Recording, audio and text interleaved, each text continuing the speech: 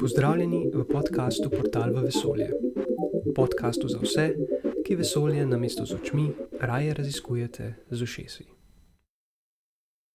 Pozdravljeni v podkastu Portal v vesolje. Danes bomo začeli z galaksijo Andromedo in poskusili odgovoriti na vprašanje, kdaj bo Andromeda trčila z našo galaksijo. Potem se bomo preselili v Osončje. Plovilo Solar Orbiter je dobilo prvi pogled na Sončeva pola. Dotaknemo se raketne industrije in vpliv izstrelitev raket na ozonsko plast. Za konec pa še nekaj malega o plovilu Tianwen 2, ki je šlo pred nekaj tedni iskat del asteroida. Gremo.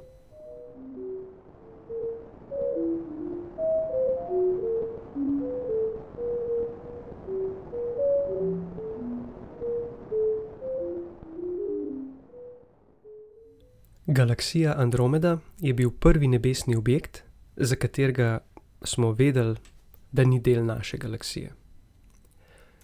Leta 1923 je Edwin Hubble, ameriški astronom, izmeril razdaljo do Andromede in ugotovil, da je od nas oddaljena okrog 2,5 milijona svetlobnih let. Naša galaksija ima premer okrog 100.000 svetlobnih let, jasno je bilo torej, da je Andromeda daleč stran.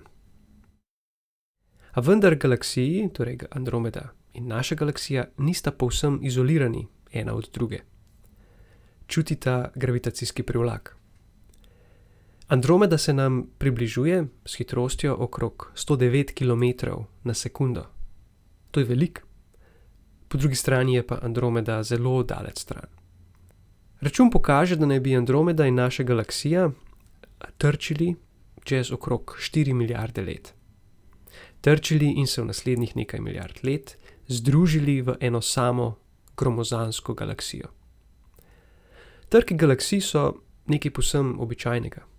Prek trkov galaksije rastejo in se razvijajo.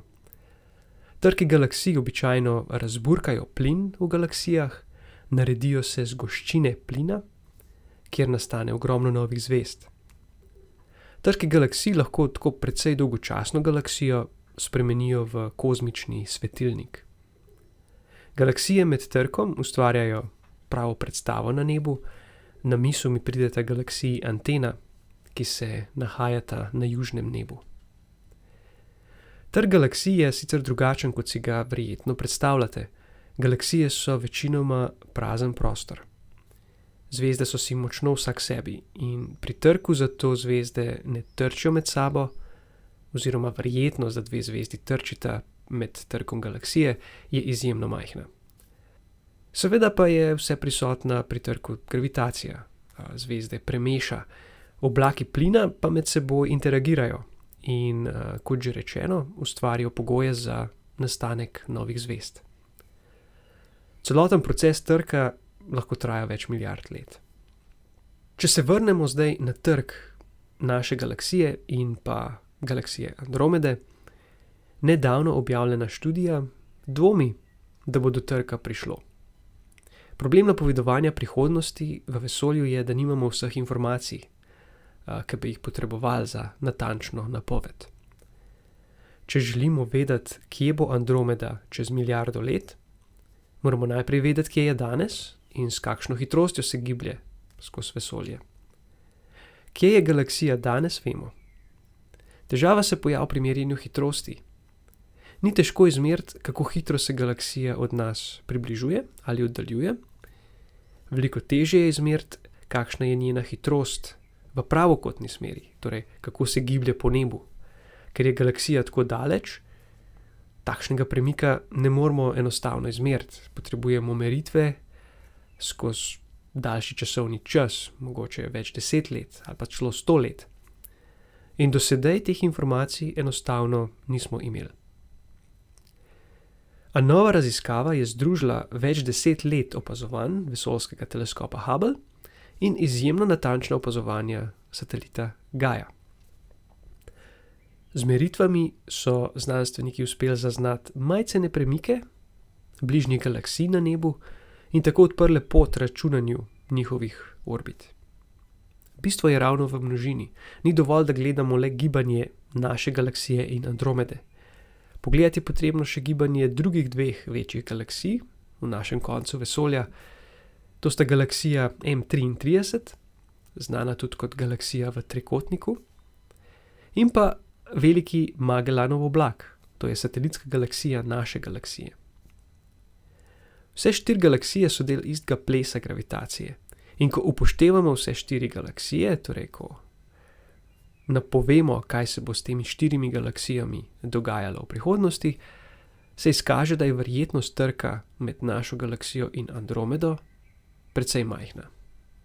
No, nov rezultat pokaže, da do trka verjetno ne bo prišlo čez 4 do 8 milijard let, kar so napovedovale prejšnje raziskave, a do trka bo nedvomno prišlo. Nekoč v prihodnosti bodo vse 4 omenjene galaksije združene v eno samo ogromno galaksijo. Ni torej vprašanje, ali se bo zgodilo, vprašanje je, kdaj se bo to zgodilo. Medtem ko se galaksije podijo po nebu, se splača galaksijo Andromedo pogledati. Galaksija se vidi s prostimi očmi.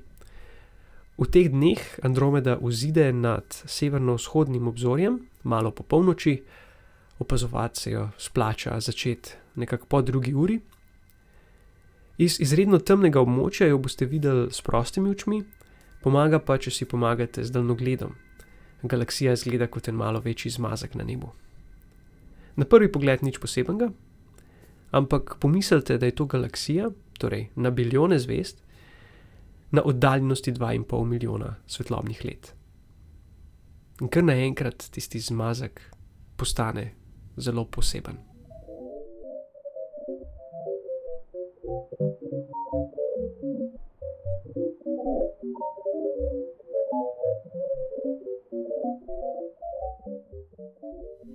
Solar Orbiter, plovilo Evropske vesoljske agencije, je doseglo nov mejnik v raziskovanju Sonca. Kamere na plovilu so posnele Sončev pol in to je kar pomembna stvar, sploh če želimo razumeti delovanje Sonca. Praktično vsaka slika Sonca, ki jo vidite, je posnetek Sonca strani, torej Sončevega ekvatorja. Razlog je preprost. Ravnina, po kateri se giblje Zemlja okrog Sonca, je približno poravnana z ravnino Sončevega ekvatorja. Z Zemlje torej vidimo ekvator, ne moramo pa videti Sončevih polov. V oklepaju, to ni čisto res, ampak o tem nekoliko pozneje. Tudi vesoljska plovila običajno ležijo v isti ravnini, zato tudi plovila običajno ne vidijo polov. Mimogrede, tej ravnini, v kateri Zemlja kroži okrog Sonca, rečemo tudi ekliptična ravnina. Najprej poglejmo, zakaj nas Sončevi poli sploh zanimajo. Sonce ima kompleksno magnetno polje. Medtem ko je magnetno polje na Zemlji precej stabilno, se na Soncu z njim ogromno dogaja. Glavni razlog je, da Sonce ni togo telo kot Zemlja. Del Sonca na ekvatorju se okrog svoje osi zavrti v 26 dneh, Sonce v bližini polov pa za en vrtljaj potrebuje 33 dni. Takšno spreminjajoče vrtenje poskrbi, da se notranjost Sonca meša, med drugim tudi magnetne silnice. Na neki točki magnetno polje pade iz ravnovesja in magnetno polje se obrne. Severni magnetni pol postane južni in obratno. Obračanje se dogaja približno vsakih 11 let, kar ustreza spreminjanju Sončeve aktivnosti. In tej spreminjanju aktivnosti pravimo Sončev cikel. Podrobnosti obnašanja magnetnega polja ne poznamo in opazovanje magnetnih polov je zato zelo pomembno. Vse, kar je povezano s Sončevim magnetnim poljem, ima seveda tudi praktično uporabnost. Magnetni pojavi na Soncu, torej blišči in koronalni izbruhi snovi, lahko konkretno zagodejo Zemlji. Boljše poznavanje magnetnega polja nam bo mogoče pomagalo tudi pri napovedovanju nevarnih dogodkov.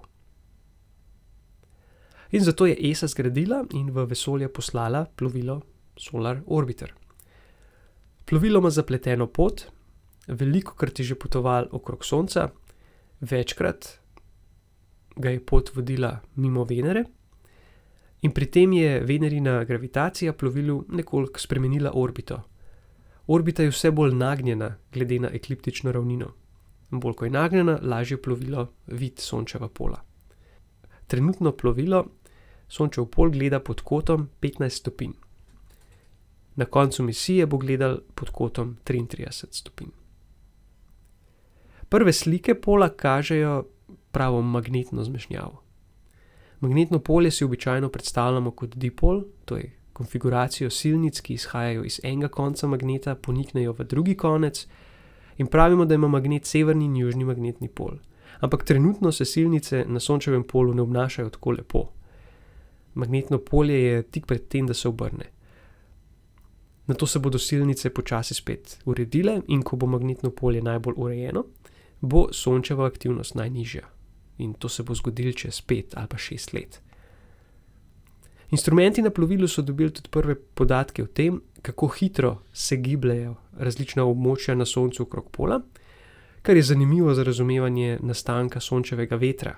Sončev veter predstavljajo nabiti delci, ki izhajajo iz Sončevega površja in se nato gibljejo skozi medplanetarni prostor. Solar Orbiter torej dobro dela in od sedaj naprej bo zbiral podatke o Sončevih poljih, se je pa v ESIN PR prikradla napaka, verjetno namerna. ESA trdi, da smo tokrat prvič videli Sončeva pola, ampak to ni res. Med leti 1990 in 2009 je delovala misija ESA in NASA, poimenovana Ulysses. Ulysses se je s pomočjo gravitacije Jupitra povsem odlepil od ekliptične ravnine in opazoval tudi Sončeva pola. Je pa res, da ta misija ni imela nekih klasičnih kamer, lovila je zgolj delce, ki so izhajali iz Sončevega pola. Potem sta tu še ESIN-na misija Proba 2 in japonski Hinodo. V teh primerih sta bili plovili sicer bolj ali manj v ekliptični ravnini, ampak sta vseeno s pogledom oplazili Sončev pol. Zakaj? Sončev pol ni pravokoten na ekliptično ravnino, ampak od pravokotnice odstopa za okrog 7 stopinj. Pod pravimi orbitalnimi pogoji se pol torej lahko vidi, tudi če smo v ekliptični ravnini. Ampak v tem primeru pod zelo majhnim kotom, zato podatki niso tako dobri, kot so in še bodo v primeru Solar Orbiterja.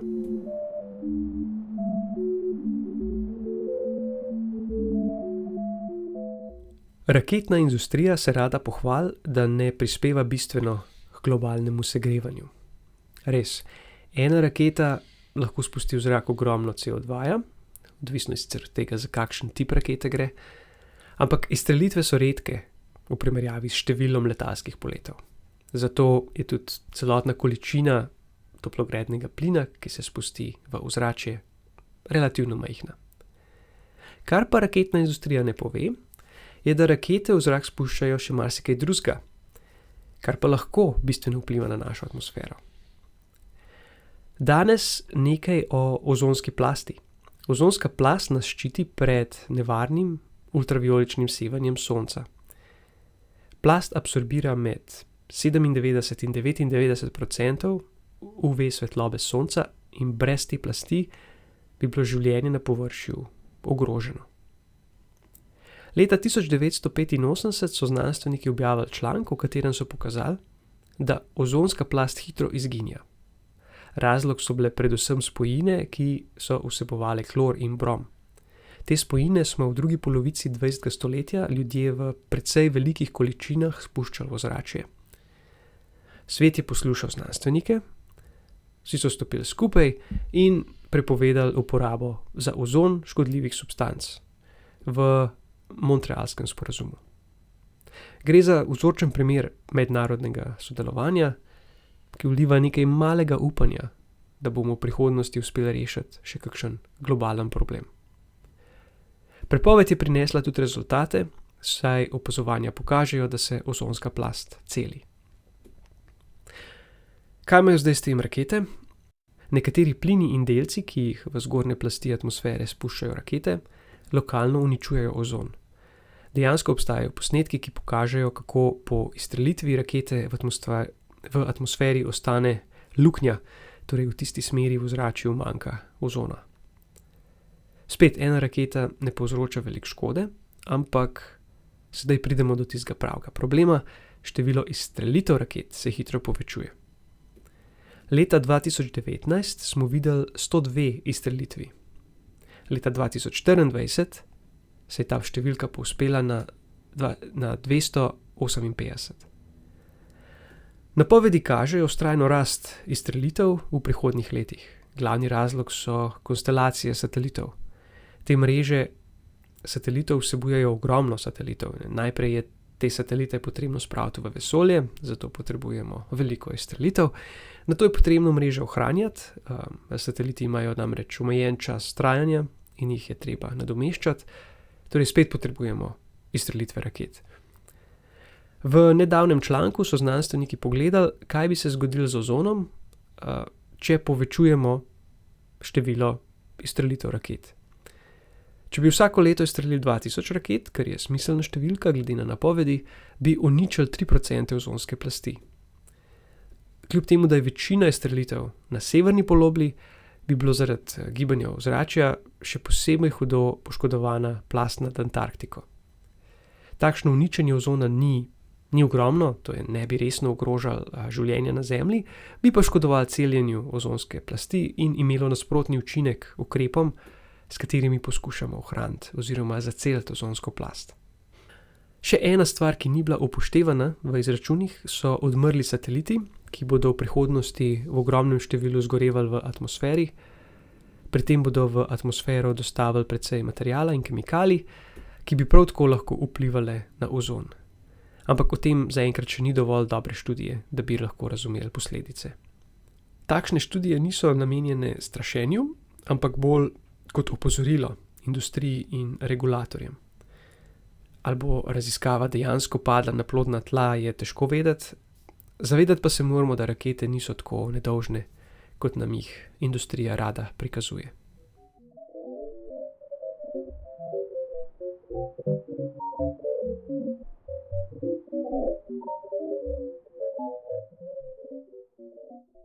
Ko smo že pri izstrelitvah, velja omeniti izstrelitev kitajskega plovila Tianwei-2. Izstrelitev se je zgodila 28. maja.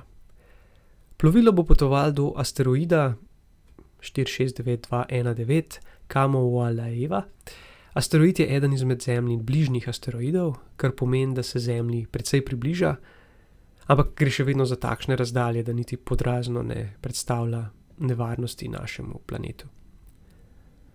Do asteroida velikosti med 40 in 100 metrov naj bi plovilo prispelo julija 2026. Kitajska namerava z asteroida pobrati nekaj materiala in ga nato leto zatem dostaviti na Zemljo, ker ga bodo znanstveniki lahko v miru proučili v laboratoriju. A to ne bo konec za misijo. Ko bo plovilo dostavilo vzorec asteroida, se bo plovilo zavihtelo okrog Zemlje in se odpravilo na 6-letno potovanje proti kometu 311P Pan-STARRS. Kitajska je v preteklih letih že dvakrat z Lune na Zemljo prinesla nekaj materiala, tako da ji podobni manevri niso tuji, ampak vseeno Luna je precej velika v primerjavi s tem majhnim asteroidom, ki se pač giblje nekje po Osončju. Poleg tega ima majhen asteroid skoraj zanemarljivo gravitacijo. Ko plovilo prispe do asteroida, ga bo treba s posebnimi manevri ohranjati v bližini asteroida. Misija bo imela tako kar nekaj izzivov. Bodo pa na ta način kitajski znanstveniki in inženirji pridobili še dodatne izkušnje. Odprav na asteroide in komete je vse več, razlog je dvojen. Najprej s tem dobimo informacije o sestavi in nastanku telesa, kot drugo pa dobimo informacije, ki nam pomagajo pri planetarni obrambi pred asteroidi in kometi. Takšne misije morda na prvi pogled delujejo malo šabno ali pa brez veze, ampak v resnici bi nas ravno take misije v prihodnosti lahko ločile od katastrofe neslutenih razsežnosti.